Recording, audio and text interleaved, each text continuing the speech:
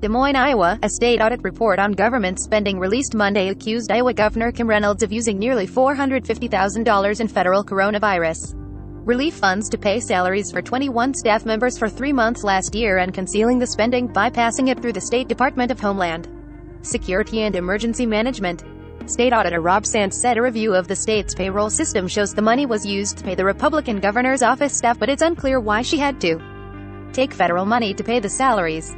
What is not clear is why these salaries were not included in the governor's budget set prior to the fiscal year and prior to the pandemic, he said in the audit report. Based on this information, we conclude that the budget shortfall was not a result of the pandemic. Sands said he had asked Reynolds' office twice for documentation to support the spending and was told the governor's staff members during March, April, May and June of 2020 were fully focused on responding to COVID-19 and protecting Iowa but never provided proof of the expenditure on the COVID response. He wrote Reynolds' office in October, telling her that paying staff salaries without proper documentation likely wouldn't get federal approval, but said they ignored his suggestion. Sands said he requested information from the Department of Homeland Security and Emergency Management and was initially provided a spreadsheet listing the governor's employees with a section labeled FY 2020 shortfall in the amount of $448,448.86. A subsequent version was sent to him in which the section title was amended to COVID-19 personnel costs with the same amount of money. That spreadsheet that shows they changed the headers to basically instead of say shortfall to say COVID-19 is a pretty big deal, he told the Associated Press, suggesting that the attempt by Reynolds' administration to conceal the use of the federal money was to fill a salary gap. Alex Murphy, a spokesman for Reynolds, said in a statement that the U.S. Treasury Department had allowed the use of coronavirus relief money to reimburse salaries for governors. During this time, the governor's staff spent a vast majority of their time responding to the pandemic.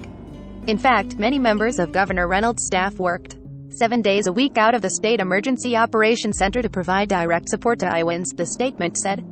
This has always been our justification for the expense. We are now working with Treasury to provide them documentation, per their request. Reynolds earlier addressed the issue in September at a news conference after Laura Beelan, publisher of the liberal-leaning online blog Bleeding Heartland, reported in the issue after seeking documents through Iowa's public records law. Reynolds said then that the federal coronavirus relief law allowed salaries to be paid for workers whose job requirements were significantly changed due to the coronavirus pandemic. CARES funding can be used for salaries. That's very clear in what allowable allocations are, she said. Sands said his office looked further into the spending because the Office of Inspector General requested an inquiry. He said the federal agency has reviewed his office's findings and agreed with them. It could be a problem that Reynolds' office is trying to come up with documentation after telling the auditor's office twice that they had no such documentation, Sands said. If you're coming up with documentation after the fact after you've said twice you don't have it, that should be concerning too, he said. Sands said the state may be required to repay the money to the federal government.